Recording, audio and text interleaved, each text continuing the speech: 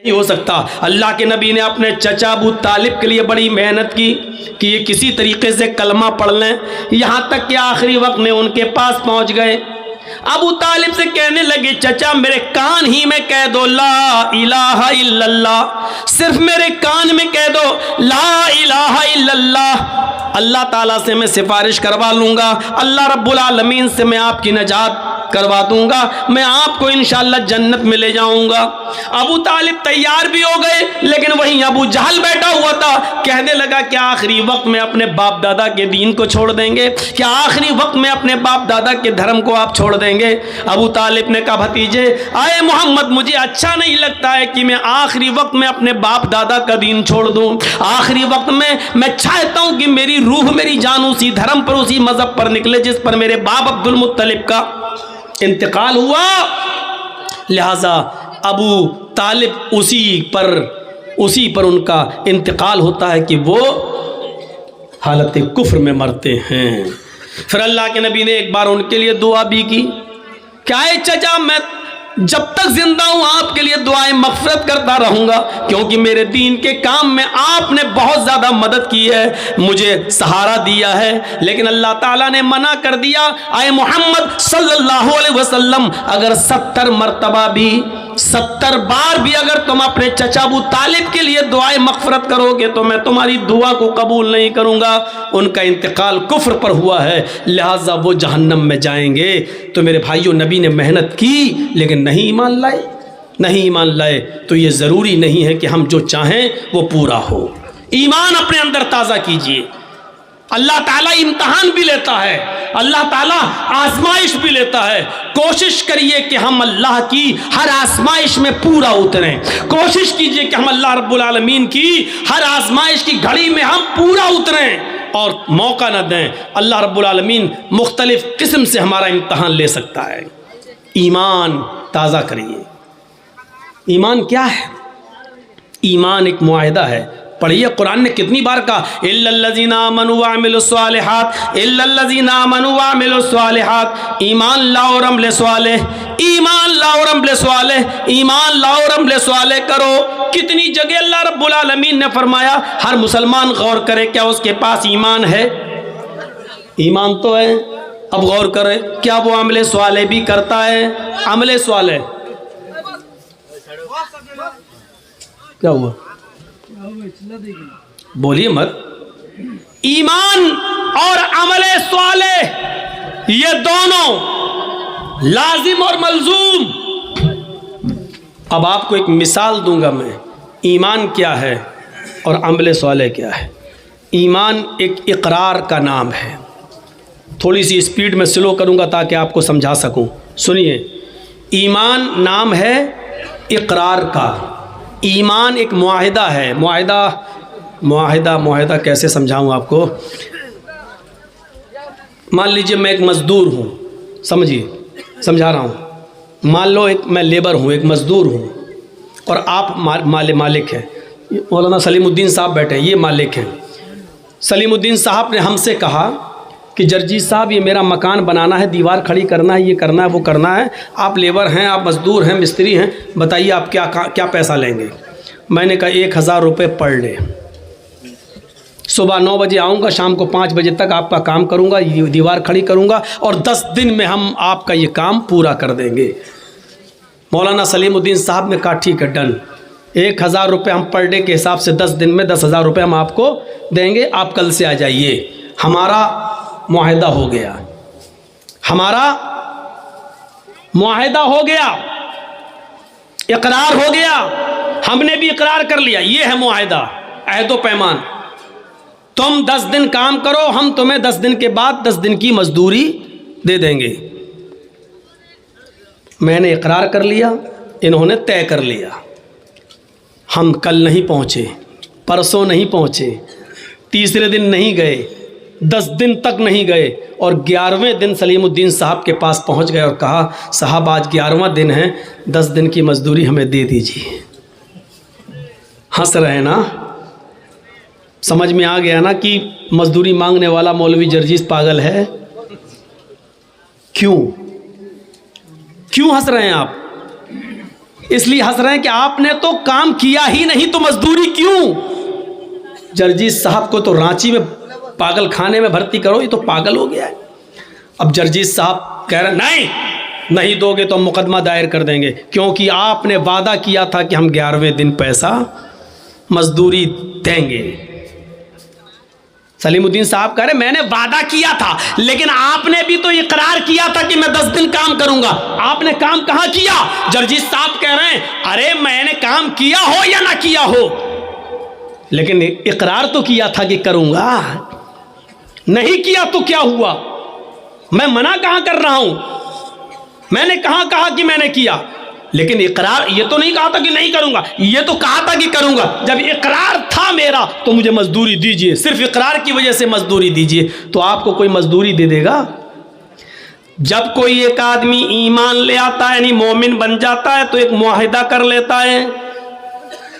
मुआहिदा हो गया किस बात का, ईमान लायो, तय हो चुका है। क्या तय हो चुका है, तुम नमाज पढ़ोगे 5 वक्त की, तुम रमजान के पूरे महीने के रोजे रखोगे, तुम ज़कात दोगे अपने माल की पूरी पूरी, अगर इस्तिताअत होगी तो तुम हज करोगे, गरीबों की मदद करोगे, पड़ोसियों का ख्याल रखोगे, यतीमों पर जुल्म और ज्यादती नहीं करोगे, किसी के ऊपर जुल्म नहीं करोगे। ईमान लाने के बाद एक मुआहिदा हो गया, तुमने कलमा पढ़ा ला इलाहा इल्लल्लाह मुहम्मदुर रसूलुल्लाह, अल्लाह ने गोया के एक मुआहिदा दे दिया है, तुम्हें अहद कर लिया है मेरे बंदो, जब तक तुम इस ला इलाहा इल्लल्लाह और मुहम्मदुर रसूलुल्लाह पर चलोगे। ला इलाहा इल्लल्लाह का माना अल्लाह के अलावा किसी और की इबादत नहीं करोगे, और मुहम्मदुर रसूलुल्लाह का मतलब हर काम मुहम्मदुर रसूलुल्लाह के तरीके पर करोगे तो हम इसके बदले में तुम्हें जन्नत देंगे। हमने वादा तो कर लिया, इकरार तो कर लिया, ला इलाहा इल्लल्लाह मुहम्मदुर रसूलुल्लाह तो पढ़ लिया, लेकिन इसके बाद हम न नमाज के, न रोजे के, न हज के, न ज़कात के, न गरीबों पर हमदर्दी, न मिस्कीनों के साथ अच्छा सुलूक, न बेवाओं के साथ अच्छा सुलूक, न पड़ोसियों के साथ हमारा अच्छा रहन सहन, उठना बैठना, न यतीमों के ऊपर मेरे भाइयों शफकत और प्यार मोहब्बत का हाथ। हम इन तमाम चीज़ों से दूर हैं और क़यामत के दिन अल्लाह के सामने खड़े होकर कहेंगे अल्लाह हमने कलमा तो पढ़ा था। अल्लाह कहेगा मेरे बंदे ठीक है कलमा पढ़ा था ला इलाहा इल्लल्लाह मुहम्मद रसूलुल्लाह, लेकिन तूने अमल तो नहीं किया। अल्लाह अमल नहीं किया तो क्या हुआ, इकरार तो किया था तू हमें जन्नत दे, तूने कहा था कि ला इलाहा इल्लल्लाह मुहम्मद रसूलुल्लाह जो पढ़ेगा उसको जन्नत, मन क़ाला ला इलाहा इल्लल्लाह दखलल जन्नह, जिसने कहा ला इलाहा इल्लल्लाह वो जन्नत में जाएगा। ये तेरे नबी ने कहा था जो ला इलाहा इल्लल्लाह पढ़ेगा वो जन्नत में जाएगा। अल्लाह मैंने पढ़ा था। अल्लाह कहेगा मेरे बंदे मेरा भी तो एक वादा था कि तू ये अमल करेगा तो जन्नत में दूंगा, तूने सिर्फ मेरा वादा तो मान लिया लेकिन उसके मुताबिक तूने अमल नहीं किया। मेरे भाइयों जब तुम अपने मोहल्ले में, अपने समाज में, अपनी सोसाइटी में बगैर काम किए हुए किसी को मेहनत उसकी मजदूरी नहीं दे सकते हो तो अल्लाह रब्बुल आलमीन बगैर अमल किए हुए हमें जन्नत कैसे दे देगा। जर्जीस साहब मिसाल तो बड़ी अच्छी दे रहे हो, लेकिन अमल कौन करेगा। अमल इतना मुश्किल है, नहीं ये आपकी खाम ख्याली है कि मुश्किल है।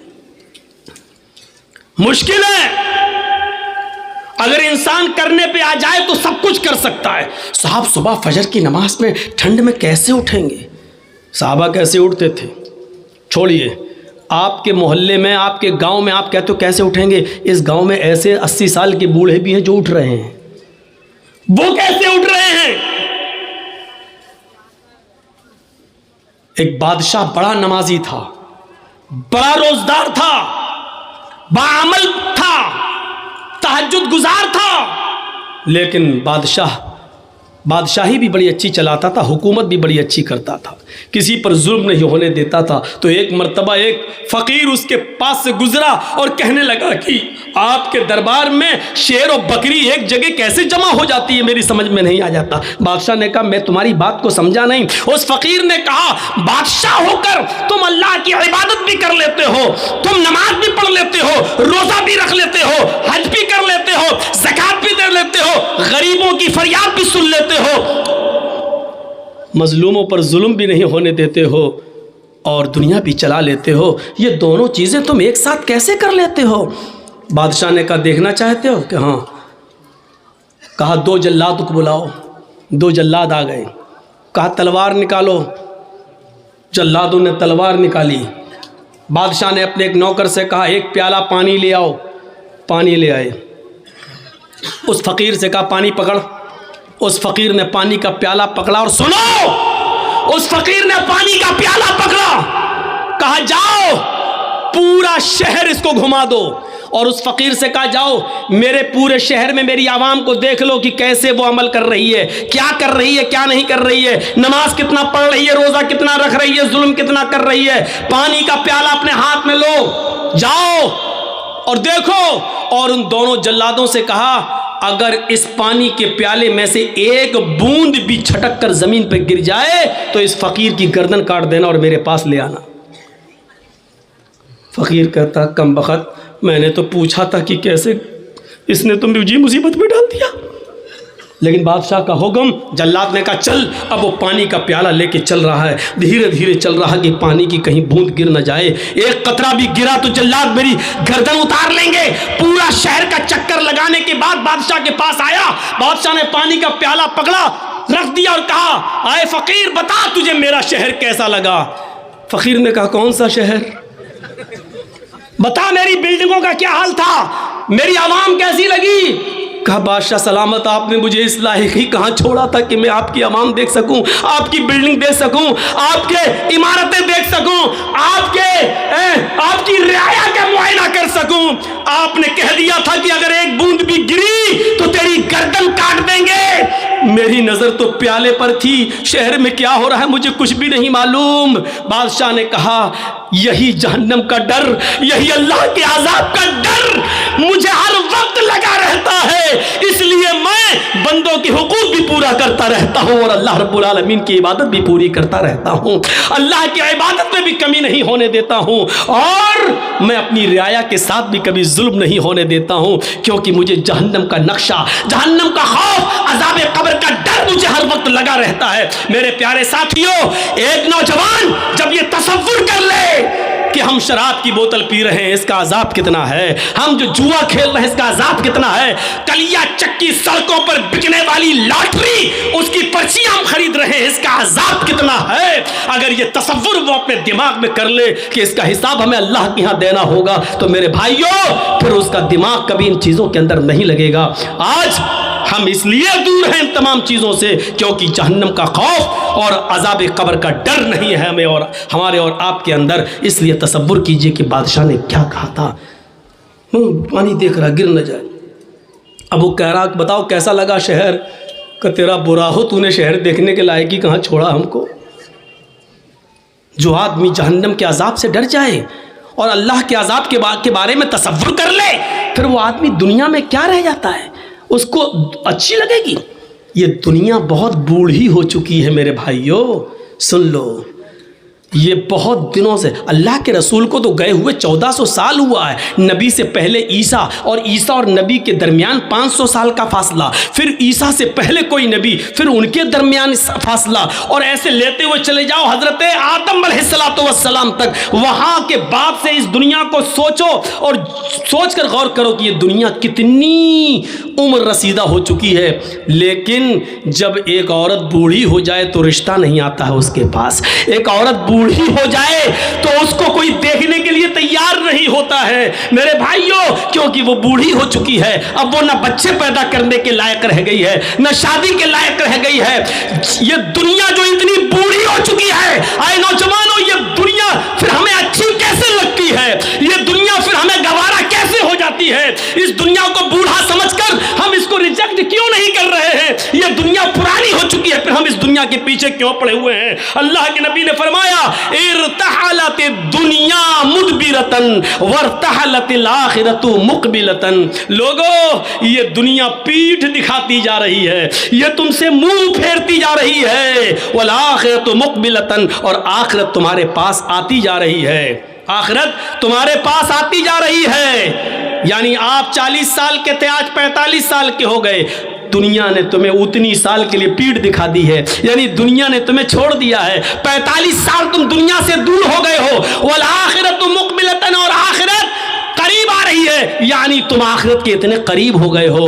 5 साल के बाद तुम 50 साल के हो जाओगे, दुनिया 50 साल तुमसे दूर हो जाएगी और आखिरत तुमसे और करीब हो जाएगी 5 साल। तो क्या कहा, इर्तहालत दुनिया मुदबिरतन, दुनिया पीठ दिखा रही है, दुनिया तुम्हें पीठ दिखाकर पीछे की तरफ भाग रही है, तुम्हें अकेला छोड़ती हुई जा रही है। वल आखिरतु मुक़बिलतन, और आखिरत तुम्हारे करीब आती जा रही है। और इन दोनों में से हर एक की औलाद है, और इन दोनों में से हर एक की औलाद है, यानी दुनिया के भी बेटे हैं और आखिरत के भी बेटे हैं। दुनिया के भी बेटे हैं और आखिरत के भी बेटे हैं। कूनू अबना अल आखिरा वला तकूनू अपना दुनिया, वो लोगों आखिरत की औलाद बनो, दुनिया की औलाद नहीं। लोगों आखिरत के बेटे बनो, दुनिया के बेटे नहीं। लोगों आखिरत की औलाद बनो, दुनिया की नहीं। ये वो दुनिया है, वो दुनिया जिसका तुम बेटा बनना चाहे तो ये बाप तुम्हें छोड़ देगा, लेकिन आखिरत ऐसा बाप है तुम्हारा जो तुम्हें हर हाल में लेकर रहेगा। लेकिन वहां आमाल चलेंगे, वहां ये नहीं देखा जाएगा कि तुम ओरिजिनल में किसके बेटे थे। यही बात तो अल्लाह के नबी जनाब मोहम्मद रसूलुल्लाह सल्लल्लाहु अलैहि वसल्लम ने कही थी, आए मेरी बेटी फातिमा दुनिया में जो चाहे मुझसे मांग ले, दुनिया में जो चाहे मुझसे ले ले, या फातिमता बिन्ते मोहम्मद सलीनी मिन माली मा शि'ति इन्नी ला उगनी अन्की मिनल्लाहि शैया। आए मेरी बेटी दुनिया में जो चाहे मुझसे ले ले, दुनिया में जो फरमाइश करना चाहे मैं पूरी कर दूंगा, लेकिन आखिरत में मैं तेरे कोई काम नहीं आऊंगा। वला उगनी अन्की मिनल्लाहि शैया, कयामत के दिन मैं तेरे कोई काम नहीं आऊंगा। यही तो है अल्लाह तबारक व तआला ने फरमाया, अपने अमाल का जखीरा लेकर मेरे पास आना, वरना कयामत का दिन होगा यौमा यफिर्रुल मरउ मिन अखीही व उम्मिही व अबीही व साहिबतिही व बनीही।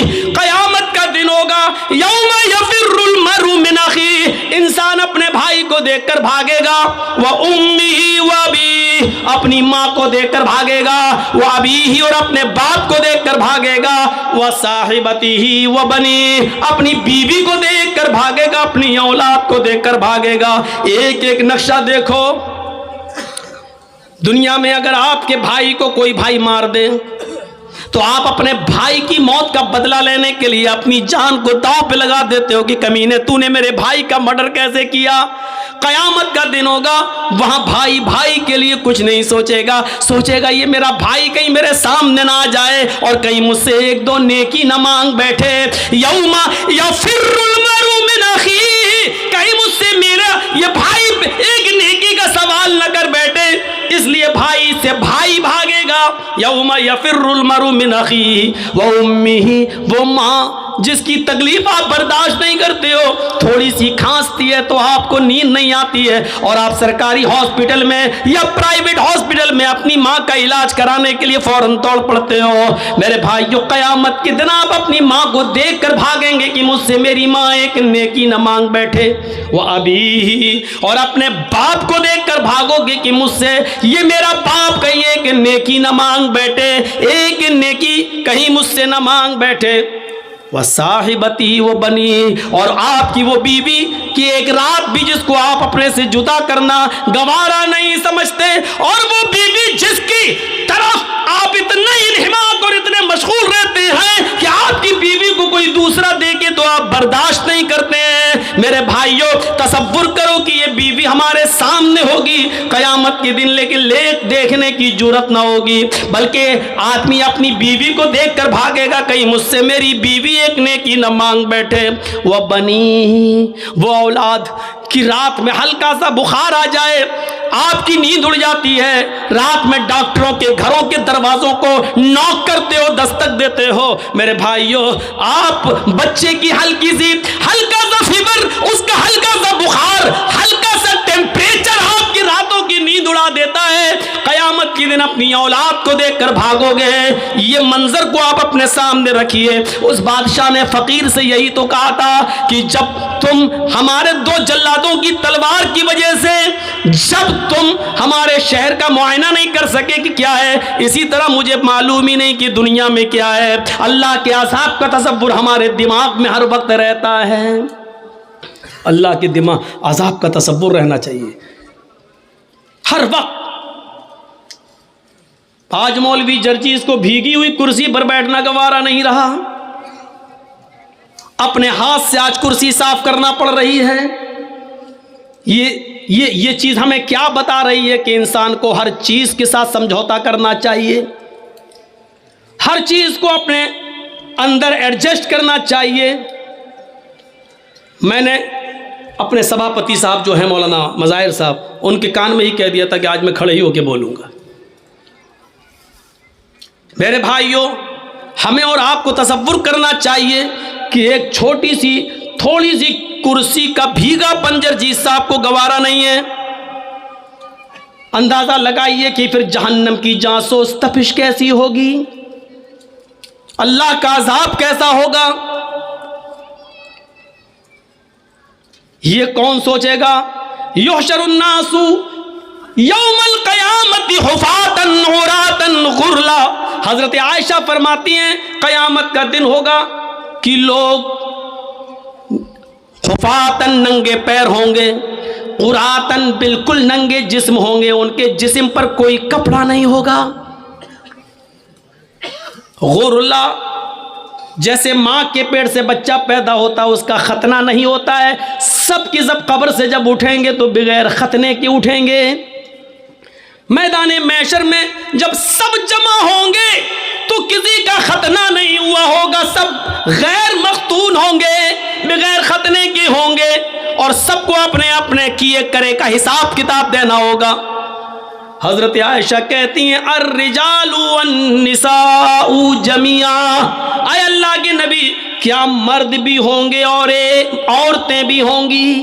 हाँ, यहाँ तो जलसे में भी लड़के निकल जाते हैं देखने के लिए, देखें कौन कितनी लिपस्टिक लगाए है, कौन कितनी क्रीम और पाउडर लगाए है। बहुत से जलसों में जाता हूँ, मेला लगता है और जब तक जर्जीस साहब का नंबर नहीं आ रहा बाहर घूमते रहते हैं लोग, बिहार और हर जगह। आपके इलाके में भी यही हाल है। और उन लड़कियों के पीछे लड़के, अरे जिस जगह चूड़ी की और उसकी दुकान है वहाँ तुम क्या कर रहे हो भाई? जो खालिस लेडीज सामान बिक रहा है, जेवर बिक रहे हैं, चूड़ी बिक रही है, जहाँ जेंट्स का एक सामान नहीं वहाँ तुम क्या कर रहे हो भाई? अल्फाज कड़वे ज़रूर हैं लेकिन सच हैं। अल्लाह की कसम ऐसा लगता है जैसे एक कुतिया के पीछे 10-10 कुत्ते भाग रहे हों। ये हाल हो जाता है। मैंने पहले ही कह दिया, अल्फाज सख्त ज़रूर हैं, कड़वे ज़रूर हैं लेकिन सच है। हज़रत आयशा कहती हैं अर्रिजालु वन्निसाउ जमीअन, अय अल्लाह के नबी क्या उस मैदान महशर में मर्द भी होंगे औरतें भी होंगी? काला नाम, नबी अकरम का जवाब सुनो, हाँ मर्द भी होंगे औरतें भी होंगी, मर्द भी होंगे औरतें भी होंगी।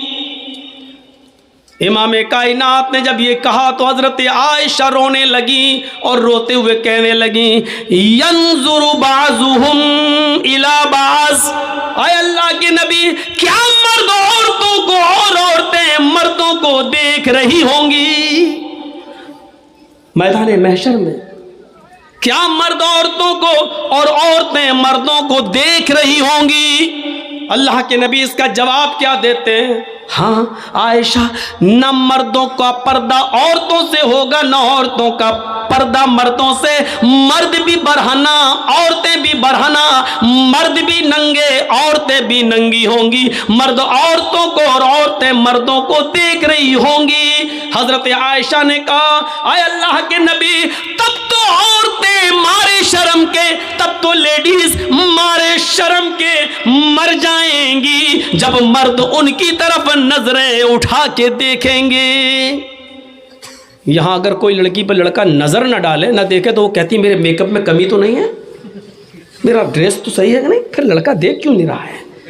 यहाँ ये हाल है। और वहाँ क्या होगा, हजरत आयशा क्या कह रही हैं, तब तो औरतें मारे शर्म के मर जाएंगी जब मर्द उनकी तरफ नजरें उठा के देखेंगे।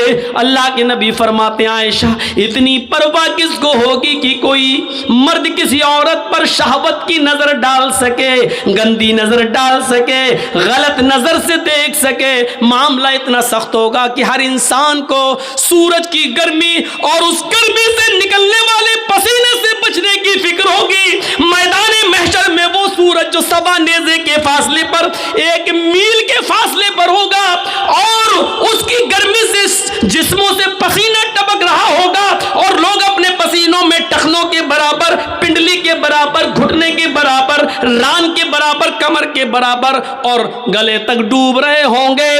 हर इंसान को यह फिक्र होगी कि हम अपने आप को बचाएं, कोई किसी के ऊपर गंदी नजर डालने की जुर्रत नहीं करेगा। ये चीज हमें क्या बतला रही है, वो बादशाह ने जो कहा था वो उसके सामने यही सब तो है, यही सब तो था। अल्लाह के नबी से किसी ने पूछा आपकी उम्र 63 साल, 63 साल, इतनी ज़्यादा तो नहीं हुई है कि दाढ़ी के बाल सफ़ेद हो जाएं। आजकल तो 40 साल की उम्र में, 30 साल की उम्र में सफ़ेद होने लगते हैं। उसकी वजह यह है कि जो भी हम साबुन इस्तेमाल करना चाहते हैं कर लेते हैं केमिकल वाला, जो शैम्पू लगा रहे हैं वो है, और जो तेल, जो भी ऑयल हम सर में डाल रहे हैं, इस वजह से आज इन केमिकल, वरना 60 साल की उम्र तक बाल कहाँ सफ़ेद होते हैं। तो मेरे भाइयों, अल्लाह के रसूल से सहाबा ने कहा आपके बाल उम्र से पहले सफ़ेद कैसे हो गए हैं, आपके ऊपर बुढ़ापा कैसे नजर आ रहा है। तो अल्लाह के नबी ने जवाब ये नहीं दिया था कि मेरी 4 बेटी है, ज़ैनब, रुक़ैया, उम्मे कुलसूम और फातिमा, मुझे इनकी शादी करना है, इनका घर बसाना है, इनके लिए लड़के देखना है। ये जवाब नहीं दिया था कि मुझे बेटियों की टेंशन है, मुझे बेटों की टेंशन है। अल्लाह के नबी ने इसका जवाब ये दिया था कि मुझ पर जो बुढ़ापा, टाइम से पहले जो तुम देख रहे हो, बिफोर टाइम, जो बुढ़ापा मेरे अंदर देख रहे हो, जो ओल्डनेस मेरे अंदर देख रहे हो, ये बिफोर टाइम ओल्डनेस जो मेरे जिस्म पर, मेरे शरीर पर तुम्हें शो हो रही है, दिखाई दे रही है, मुझे सूरह नबा ने, सूरह हाक्का ने, सूरह क़यामा ने, सूरह दहर ने मुझे बूढ़ा कर दिया है। इन सूरतों में क़यामत का जो हौलनाक मंजर बयान किया गया है, इस हौलनाक मंजर ने हमें बूढ़ा कर दिया है। मुझे हर वक्त अल्लाह के सामने जवाबदेही की फिक्र होती है। वो चीज़ हमें क्यों नहीं होती है? कैसे एक आदमी सिगरेट को अपने मुंह पर रख लेता है, कैसे एक आदमी शराब की बोतल उठाकर पी लेता है, कैसे एक आदमी अजान हो रही है और कैरम बोर्ड खेलना गवारा कर लेता है, कैसे एक शख्स, मेरे भाइयों, इंडिया पाकिस्तान का मैच आ रहा और यहां अजान हो रही है और वो देख रहा है, सोच रहा कि नमाज भी ज़रूरी है और ये भी ज़रूरी है। अगर ये मैच 5 ओवर ख़त्म हो गए तब तक तो, और हमें नमाज पढ़ने चला गया तो मैच का मज़ा नहीं ले पाऊंगा। जबकि जमात पढ़ के भी आ सकता है, नहीं साहब मैच ख़त्म हो जाएगा, अरे लोग बता देंगे कौन जीता, अरे लोग बता तो देंगे, लेकिन एक एक बॉल का जो टेस्ट, जो मज़ा आ रहा है वो हम फिर नहीं ले पाएंगे। इस चक्कर में वो नमाज नहीं पढ़ता है और मैच देख लेता है। ये कैसे गवारा कर लेता है? मैंने कल औरंगाबाद के अंदर एक वाक़या बयान किया था। मैं चाहता हूं कि चूँकि आपकी तादाद उतनी ज़्यादा नहीं है, इसलिए उस वाक़े को यहाँ बयान कर देता हूँ। कल इंशाअल्लाह कुछ नई चीज़ें हमारे आपके सामने रहें। सुनिए कुरान करीम ने क्या कहा है, वमन अअरज़ान ज़िक्री फ़इन्न लहू मईशतन ज़नका। मैं जानता हूँ कि बारिश हो चुकी है, मैं जानता हूँ यहाँ जो लोग बैठे हुए हैं वो यकीनन उनके दिलों में ईमान है, इसलिए वो बारिश के इन कतरात में भी यहाँ बैठे हुए हैं। और अल्लाह की कसम, ऊपर से टपकने वाले पानी की कतरे और बूंदे मेरे ऊपर भी गिर रहे हैं। जब आप बैठे हैं तो मुझे सुनाने में कोई हर्ज नहीं है। सुनिए, नमाज छोड़ना एक अलग चीज़ होती है, सुन लीजिए, और नमाज से एराज़ करना एक अलग चीज़ होती है। वमन आरज़ान ज़िक्री, जिसने मेरे ज़िक्र से एराज़ किया, मर्द भी सुने औरतें भी सुने, और बहुत आसान उर्दू और हिंदी में, जो मेरे ज़िक्र से एराज़ करेगा, जो मेरे ज़िक्र से एराज़ किसको कहते हैं, चलिए पहले पता, जो मेरे ज़िक्र से नहीं नमाज से मुंह फेरेगा, मुंह मोड़ेगा, फ़इन्ना लहू मईशतन ज़न्का, हम उसके लिए रोज़ी तंग कर देंगे। रोज़ी बंद कर देंगे नहीं कहा अल्लाह ने, रोज़ी तंग कर देंगे, यानी पैसा तो बहुत आएगा उसके पास। ज़िक्री फ़इन्ना लहू मईशतन ज़न्का, जो अल्लाह के ज़िक्र से एराज़ करेगा, मुंह मोड़ेगा, हम उसकी रोज़ी बंद कर देंगे। बंद नहीं, तंग कर देंगे, टाइट, उसकी रोज़ी को हम तंग कर देंगे। तंग करने का मतलब होता है पैसा बहुत आएगा लेकिन रुकेगा नहीं।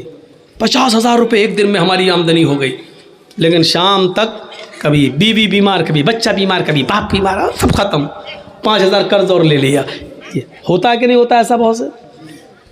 हमारे और आपके साथ जब ऐसा होता तो हम लोग क्या करते हैं, मौलाना साहब, मस्जिद के इमाम के पास जाते हैं, मौलाना साहब क्या बरकत नहीं हो रही है? कैसी बरकत? अरे पैसा तो बहुत आता है लेकिन रुकता नहीं है। तो वो मौलवी क्या कर लेगा? अगर मौलवी के पास पैसे को रोकने की ताकत होती तो बेचारा 5,000 रुपये में वो क्यों नमाज पढ़ाता? अल्लाह ने बताया तुम जब मेरी जिक्र मेरी नमाज से मुंह मोड़ोगे हम तुम्हारी रोजी तंग कर देंगे। तुम नमाज 5 वक्त की पढ़ना शुरू कर दो और पाबंदी के साथ पढ़ना शुरू कर दो। अजान के वक्त तुम्हें काम की फिक्र नहीं, नमाज की फिक्र होनी चाहिए, जमात की फिक्र होनी चाहिए। फिर देखो तुम्हारी रोजी में कैसे बरकत होती है। 50,000 नहीं आएगा, 2,000 आएगा लेकिन रुकेगा। आप 1800 खर्च कर पाएंगे लेकिन 200 बचेगा। 1,000 आएगा, आप 800 खर्च कर पाएंगे लेकिन 200 बचेगा। यहां तो 50,000 आ रहा है, बचता ही नहीं है। कोई ये बीमार, कोई वो बीमार, कोई है। एराज किसको कहते हैं? अब सुन लीजिए एराज क्या है। बारिश हो रही है, हमारा गल्ला, हमारा धान सूखे में घर के आंगन में रखा हुआ है और बाहर हम क्रिकेट खेल रहे हैं। किसी ने कहा साहब बारिश हो रही है, धान भीग जाएगा, लेकिन हम क्रिकेट में लगे हैं।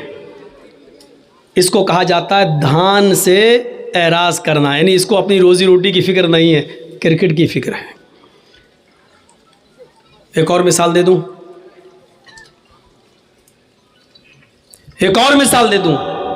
बच्चा रो रहा है और अपने रोने से इशारा कर रहा है कि मां मैं भूखा हूं, मुझे अपनी पिस्तान से लगा और दूध पिला। बच्चा रो रहा है लेकिन मां को अपने बच्चे की फिक्र नहीं है, बल्कि टीवी में लगी हुई है और देख रही है सास भी कभी बहू थी। तो इसको कहा जाता है कि इसने बच्चे से एराज किया। बच्चे को फेंक नहीं रही है, बच्चे से प्यार है उसको, लेकिन उस वक्त इतना दिमाग उसका बच्चे में नहीं लगा जितना सीरियल में लगा है। अरे अगर सीरियल निकल, बच्चे को तो बाद में भी दूध पिला देंगे, लेकिन सीरियल निकल गया तो फिर कहाँ बार बार आता है।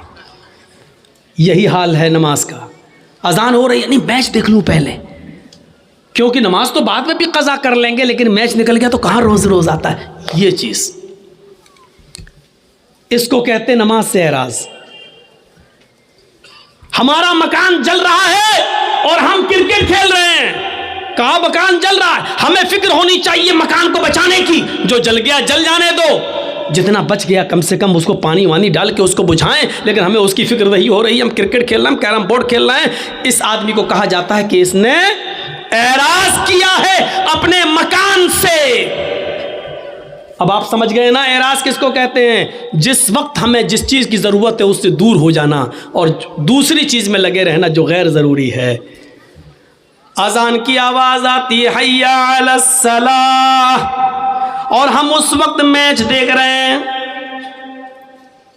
याद रखिएगा, अजान की आवाज़ सुनने के बाद आप सिर्फ 2 ही काम कर सकते हैं, इसके अलावा तीसरा काम आपके लिए जायज़ नहीं है। अगर आप खाना खा रहे हैं और इसी बीच अगर अजान की आवाज हो आ जाती है तो आप खाना मुकम्मल कर लीजिए, पेट भरकर आप खा लीजिए, क्योंकि पेट की भूख बहुत बुरी चीज़ है। अगर ये कह देता अल्लाह ताला खाना खा के ना छोड़ो, उसी में जाओ, बीच में जाओ, तो हम नमाज पढ़ते दिमाग लगा रहता खाने में, जल्दी इमाम, और कहीं उसने पढ़ दिया होता अलिफ लाम मीम ज़ालिकल किताबुल ला रैब, कमीने इतनी लंबी सूरत, हमें भूख लगी है। तो इसलिए क्या कहा, पहले खाना खा लो। और दूसरी, अजान की आवाज़ आ रही है और हमें क़ज़ाए हाजत, पेशाब या लेटरिन की ज़रूरत है, तो पहले हम वो कर लें, वरना ऐसे करे रहोगे और पेट अंदर की तरफ धसाए रहोगे, कहीं यही ना निकल जाए। तो इसलिए ये काम कर लो। ज़रूरियात में ये चीज़ आती है। एक और अलग चीज़ है कि कोई बाप बीमार है और इमरजेंसी ज़रूरत है, उसको अभी ऑक्सीजन चाहिए और अजान की आवाज़ आ रही है, तो ऐसे मौके पर बाप को लेकर भागिए आप हॉस्पिटल, पहले ऑक्सीजन दीजिए और उसके बाद में नमाज़ पढ़ लीजिए। मिलती है जमात तो ठीक, नहीं तो बाद में क़ज़ा। नियत ये होनी चाहिए कि अगर बाप की तबीयत ख़राब नहीं होती तो मैं जमात के साथ नमाज अदा करता। ये चीज़ें, लेकिन मैच देखना, कैरम बोर्ड खेलना, खेती बाड़ी करना, खेत में दाना डालना, बीज बोना, खेत जोतना, इसमें लगे हैं और अजान की आवाज़ आ रही है और हम परवाह नहीं कर रहे हैं, तो इसको कहते हैं नमाज से एराज़।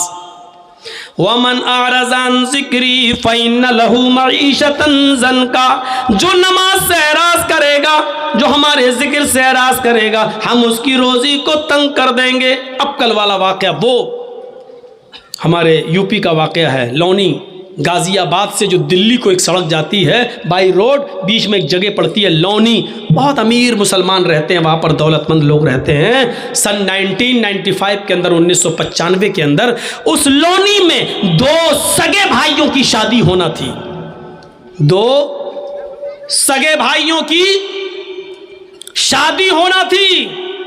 कल उनकी बारात जाना थी, आज की रात उन्होंने रंग रलियां मनाने में गुजारी। ये दोनों सगे भाई दिल्ली जाते हैं, है ही कितना दूर, गाज़ियाबाद से दिल्ली 50 किलोमीटर और बीच में लौनी, यानी तकरीबन 25 किलोमीटर वहाँ से दिल्ली। अपनी गाड़ी ली और तवाइफ़ों को इकट्ठा किया और 10-12 तवाइफ़ें इन्होंने सौदा किया और उन तवाइफ़ों को लेकर आ गए। अपनी गाड़ी पर नहीं, तवाइफ़ों की गाड़ी अलग थी और इन दोनों भाइयों की गाड़ी अलग थी। जब दिल्ली से ये तवाइफ़ों को लेकर आ रहे थे तो दोनों भाइयों की गाड़ी आगे आगे चल रही थी और तवाइफ़ों की गाड़ी पीछे पीछे। मगरिब के बाद इन तवाइफ़ों को उसने खाना खिलाया और इशा की नमाज के बाद शुरू हो गया नाच गाना। मोहल्ले के अपने दोस्तों को इसने बुला लिया, इसका घर खचाखच भरा हुआ था, म्यूजिक बज रही थी, ढोल ताशे बज रहे थे और तवाइफे भी अपने चड़क भड़क लिबास के अंदर, नी मुड़ियाँ आधी नंगी, वो तवाइफे अपने पैरों में घुंघरू पहने हुए, पायले पहने हुए और उनकी छनकारें जमीन की ऊपर चलने लगी और उन तवाइफों के ठुमके मटकने लगे, उनकी कमर और उनके जिस्म अंगड़ाइयां लेने लगे और पूरी की पूरी रात नाच और गाने में गुजरती है। तवाइफें नाच रही हैं, गा रही हैं, नीमबर और अखलाक से गिरे हुए गाने भी वहां आ रहे हैं और ये अपने जिस्म की नुमाइश हो रही है, अपने फन का इजहार किया जा रहा है और ये शराब का दौर चल रहा है। नौजवान शराब पी रहे हैं, ये दोनों भाई भी शराब के नशे में चूर हैं और नाच गाने में मसरूफ हैं। देखिए अल्लाह के जिक्र से एराज करने का अंजाम क्या होता है। कैरम बोर्ड खेलने वालों सुनो, क्रिकेट मैच अजान की आवाज आने के बाद भी बंद न हो, सुनो। अपने काम और धंधों में मसरूफ रहने वालों और नमाज का जनाजा निकालने वालों सुनो। पूरी रात नाचो गाना चलता है, सुबह फजर की आजान की आवाज आने लगती है, जो इन दोनों भाइयों के घर से सिर्फ 200 कदम या 300 कदम की दूरी पर है। मुअज्जिन अजान दे रहा है, अल्लाहु अकबर अल्लाहु अकबर अल्लाहु अकबर अल्लाहु अकबर। मुअज्जिन अजान दे रहा है। मुअज्जिन की अजान की आवाज उन तवाइफों के कानों में भी टकराती है, उन तवाइफों के कानों में भी जाती है। यकबैक जैसी उन तवाइफों के कानों में अजान की आवाज जा गई, फजर की अजान की आवाज गई, उन तवाइफों ने अपने पैर रोक लिए, अपनी कमर रोक ली, अपना जिस्म नाचने से और अपनी जबान को गाने से रोक लिया, स्टॉप कर दिया, रुक गई वहीं पर। इन दोनों भाइयों ने देखा कि पायलों की छनकार और घुंघरुओं की आवाज़ बंद, और ये भी जो मटक रही थी और नाच रही थी, क्या हुआ? उन्होंने देखा, कहा ए क्या बात, क्यों स्टॉप क्यों हो गई हो, रुक क्यों गई हो? उन तवाइफों ने कहा, अजान की आवाज़ आ रही है, मुअज्जिन अजान दे रहा है, इसलिए अजान के एहतराम में, अजान की इज्जत में हम रुक गए हैं। अजान हो जाने दीजिए, अजान हो जाने के बाद हम अपना काम शुरू कर देंगे। उन दोनों भाइयों ने कहा, यह अजान तो दिन भर में 5 बार होती है, तुम तो रोज रोज नहीं आती हो, तुम तो बार बार नहीं आती हो, मुअज्जिन अपना काम कर रहा है, तुम अपना काम करो, चलो डांस करो, नाचो। इन दोनों तवाइफों ने कहा, देखो हम भी मुसलमान, इन तवाइफों ने कहा हम भी मुसलमान हैं, माना कि हम बहुत गलत काम कर रहे हैं, लेकिन अजान की इज्जत हम करते हैं। अजान जब होती है तो हम कोई धंधा नहीं करते हैं, हम गलत काम रोक देते हैं, कम से कम थोड़ी देर की तो बात है। इन दोनों भाइयों ने कहा, मजदूरी लेना या नहीं लेना है, पैसा लेना या नहीं लेना है। उन तवाइफों ने सोचा कि पूरी रात की मेहनत मजदूरी कहीं ये मार न ले, थोड़ा सा बहाना इसको मिल जाए तो कहीं ये गसब न कर ले, इसलिए कहने लगी। उन्होंने नाचना शुरू कर दिया। ये नाच और ये गाना अजान के वक्त भी होने लगा, उधर अजान हो रही है और इनके गाने चल रहे हैं। ये अजान भी गुजर गई, नाच गाना थोड़ी देर के लिए बंद हुआ, लेकिन इन दोनों भाइयों के इसरार पर फिर शुरू हो गया, और सुबह के 7 बजे तक ये डांस, ये नाच, ये गाना चालू रहता है। इसके बाद खत्म, तवाइफों को पैसे दिए। उन तवाइफों ने कहा, देखो तुम मुझे लेके आए हो, तुम मुझे छोड़ने भी जाओगे, रास्ते में लोग हमें लूट लेते हैं, हमारे गलत होने का गलत फायदा उठाते हैं, हमें खींच कर खेतों की तरफ ले जाते हैं, हमारी इज्जत की छलनी छलनी कर देते हैं, तुम लेकर आए हो, मुझे छोड़ने भी जाओ। इन दोनों भाइयों ने कहा, चलो दिन में 2 बजे बारात जानी है, 4 बजे बारात जानी है, मगरिब के बाद निकाह होना है, इशा के बाद रुखसती होना है, हम तुम्हें छोड़ आते हैं, 25 किलोमीटर ही तो है यहाँ से दिल्ली। उन दोनों भाई अपनी गाड़ी में बैठते हैं, ड्राइवर को अपने आगे की सीट पर बिठाते हैं, दोनों भाई पीछे बैठते हैं। तवाइफों की गाड़ी अब आगे आगे चल रही है और इन दोनों भाइयों की गाड़ी पीछे पीछे चल रही है। सर्दियों की रात है, दिन के 7 और 8 बजे के बीच की बात है, अभी कोहरा पूरी तरीके से छटा न था, आसमान से गिरने वाली शबनम, जिसको आपकी जबान में कोयसा कहा जाता है, अभी पूरी तरीके से छटा न था। किसी तरीके से तवाइफों के ड्राइवर ने गाड़ी सामने से आने वाले ट्रक से बचाते हुए गाड़ी को क्रॉस कर दिया है, लेकिन चूंकि इन दोनों भाइयों का ड्राइवर भी शराब के नशे में धुत था, उसने भी नाच देखा था, उसने भी गाना देखा था, वो सही से वो बैलेंस नहीं बना पाया और सामने से आने वाले ट्रक से इन दोनों भाइयों की गाड़ी टकरा जाती है। टक्कर इतनी तेज थी कि इन दोनों भाइयों की गाड़ी 25-30 फीट दूर एक खाई में गिरती है और चारों तरफ से पिचक जाती है। फौरन लोग जमा हो जाते हैं। किसी तरीके से उस गाड़ी की खिड़की तोड़ी गई और इन दोनों भाइयों की और ड्राइवर की लाश निकाली गई। अल्लाह गवाह है, अल्लाह की कसम, जब इन दोनों भाइयों की लाश निकाली जा रही थी तो पहचान में नहीं आ रहा था कि बड़े भाई की लाश कौन सी है और छोटे भाई की लाश कौन सी है। सन 1995 के अंदर बहुत ज़्यादा लोगों की तादाद इतनी न थी। आनन फानन पोस्टमार्टम होता है और 2 या 3-4 बजे तक इनकी लाशें इनके माँ बाप के हवाले कर दी जाती हैं। नहला दिया जाता है, धुला दिया जाता है, ऐलान होता है मगरिब की नमाज के बाद इनको दफन कर दिया जाएगा। इन दोनों भाइयों के बाप के ऊपर कितना बड़ा पहाड़ टूटा है, जिसके 2 जवान बेटे एक ही दिन में खत्म हो जाएं। उस बाप से पूछिए कि उसके ऊपर क्या गुजर रही थी। आपने देखा आई कैरम बोर्ड खेलने वालों, नमाज के मौके पर, अजान के मौके पर कैरम बोर्ड में मस्त रहने वालों, अजान हो रही और मैच देखने वालों, अजान हो रही और लहू लाइब में मुब्तला रहने वालों, देखा आपने थोड़ी देर में इनकी हैसियत बदल गई। हैसियत क्या बदली? अभी मगरिब की नमाज पढ़ने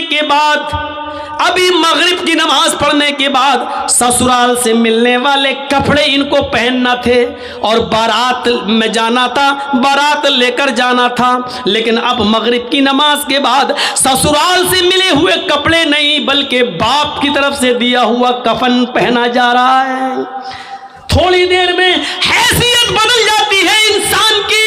ये इंसान इतना कमजोर है, इतना कमजोर है, इतना कमजोर है मेरे भाइयों कि अभी थोड़ी देर के बाद इनको नए कपड़े पहनना थे और नए कपड़े पहनकर ससुराल की तरफ जाना था, उस गांव की तरफ जाना था जहां दोनों लड़कियां रहती हैं, उनके यहाँ बारात लेके जाना था। मेरे भाइयों, ससुराल की तरफ से मिले हुए कपड़े नहीं पहनाए जा रहे हैं। अब थोड़ी देर के बाद इनको सफेद रंग का कफन पहनाया जाएगा। हैसियत देख लीजिए आप। अभी थोड़ी देर के बाद इन दोनों के साथ 300-400 आदमियों की बारात लड़कियों के गांव में जाना थी, लेकिन अब लड़कियों के गांव में नहीं, अब इनको लेकर कब्रिस्तान की तरफ जाया जाएगा। थोड़ी देर के अंदर इंसान की हैसियत देखो कितनी बदल गई। अभी थोड़ी देर के बाद इनको बारात लेके जाना था उस लड़कियों के गांव में, लेकिन अब कब्रिस्तान की तरफ जाना पड़ रहा है। अभी 300 और 400 आदमियों को गांव में जाना था, लेकिन अब इन 300-400 आदमियों को कब्रिस्तान में जाना पड़ रहा है। अभी इन दोनों लड़कों को लड़कियों के शहर गांव में जाना था, अब इनको कब्र के अंदर जाना पड़ रहा है। अभी थोड़ी देर के बाद लड़कियों के घर दूल्हा बनकर जाना था, अब ये मेरे भाइयों कब्र के अंदर जाने वाले हैं। हैसियत देखो कितनी बदल जाती है। अभी इनको इस दुनिया का सफर करना था, लेकिन ये आखिरत के सफर के ऊपर रवाना हो गए। अभी उस गांव में बैठने हुए मौलवी को थोड़ी देर के बाद इनका निकाह पढ़ाना था। अल्हम्दुलिल्लाह नहमदुहु व नस्तईनुहु या अय्युहल्लज़ीना आमनु तक़ुल्लाह हक़्क़ तुक़ाती, अभी आयतें पढ़ना थी, लेकिन अब उसी मौलवी को अल्लाहुम्मा ग़फ़िर लिहय्यिना व मय्यतिना व शाहिदिना व गायबिना व सगीरिना व कबीरिना पढ़ना पड़ रहा है। थोड़ी देर में इंसान की हैसियत क्या बदल जाती है। मेरे भाइयों, ये है अल्लाह के जिक्र से एराज़। नमाज अजान की आवाज आ रही है और इन दोनों भाइयों ने कहा तुम गाना गाओ, तुम मत रुको, अजान तो दिन भर में 5 बार होती है, तुम थोड़ी रोज रोज आती हो, लिहाजा तुम अपना काम करो, मुअज्जिन अपना काम कर रहा है। इसको कहते हैं अल्लाह के जिक्र से एराज़। जबकि होना ये चाहिए था कि सब कुछ छोड़ के हमें मस्जिद की तरफ जाना था, लेकिन हमने नमाज से एराज़ किया है, हमारा ये अंजाम हुआ है। मेरे प्यारे साथियों, इस अंजाम से हमें और आपको सबको सबक हासिल करना चाहिए। इस अंजाम से हमें और आपको सबको होश लेना चाहिए। इस अंजाम से हमें और आपको सबको सबक सीखना चाहिए। ये उसके साथ हुआ है, हमारे साथ भी हो सकता है, क्योंकि इंसान अपने इरादों में मजबूत हो, लेकिन बहैसियत इंसान के बहुत कमज़ोर है, उसकी हैसियत कुछ नहीं है, कुछ नहीं है।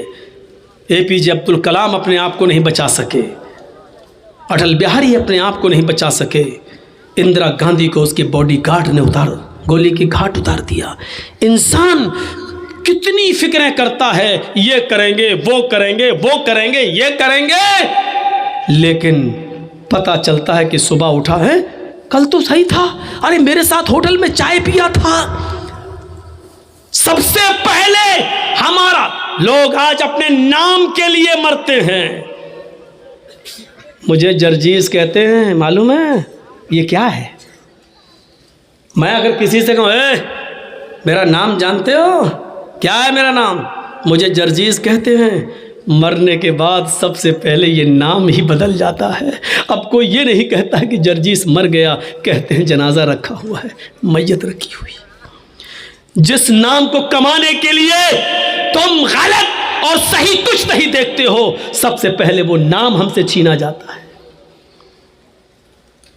जब हमारा जनाजा उठाकर कब्रिस्तान जाता है तो कोई ये नहीं कहता कि जर्जीस चारपाई पर जा रहा है, क्या कहते लोग, मैयत जा रही है, जनाजा जा रहा है। हमारी हैसियत बदली जाती है। ये करोड़ों की बिल्डिंग है कुछ नहीं। यक़ूलुल इंसानु माली माली, आदमी कहता है मेरा माल मेरा माल, ये बिल्डिंग वो बिल्डिंग, ये फ्लैट वो फ्लैट, ये प्लॉट वो प्लॉट, ये खेत वो खेत, ये दौलत वो माल, लो ये मेरा। अरे इंसान तू पागल है, कुछ नहीं है तेरा। ये तेरे जहन की नाकिसी और कमजोरी है जो तू इनको सब समझ रहा है अपना। ये तेरा नहीं है, तेरा वो है जो तूने खा लिया, जो अब तक खा चुका है वो तेरा है, जो अब तक तूने पहनकर पुराना कर दिया है वो तेरा है, और तेरा वो है जो तूने अल्लाह की राह में खर्च करके सदका और खैरात और ज़कात देकर जो तूने खर्च कर दिया है वो तेरा है। ये सब तेरा नहीं है। आज तेरी आंख बंद हुई, तेरी औलाद लड़ेगी, तेरी औलाद लड़ेगी। इतना हिस्सा मुझे, आगे का तू ले, पीछे का हम लें, अंदर का तू ले, बाहर का हम लें, रोड के किनारे का फ्लैट हम लेंगे, अंदर गांव के अंदर का तुम लोग लड़ेंगे। लोग हमने अपने बाप की मरते वक्त खिदमत की है, तुमने क्या किया है? तुम कहते हो मेरा मेरा मेरा, ये कुछ तुम्हारा नहीं है। आई यक़ूलुल इंसानु माली माली, इंसान कहता है ये मेरा माल, ये मेरा माल, ये मेरा माल। तेरा माल कुछ नहीं है। तूने जो खा लिया, खाकर तूने फना कर दिया, खाकर तूने निकाल दिया वो तेरा। तूने जो पहना और पहनकर जो पुराना कर दिया वो तेरा। तूने अल्लाह की राह में जो सदका किया, जो खैरात किया है और अल्लाह किया जो तेरा कबूल हो गया वो तेरा, यही तेरे काम आएगा। दुनिया में जो कुछ है वो तेरा नहीं है। यह है हमारी हैसियत। 10 लाख का सूट पहन लो, लेकिन मरने के बाद हमें वही 400-500 का कफन ही नसीब होगा। और याद रखो, हम सिर्फ 2 गज ज़मीन के मालिक हैं बस।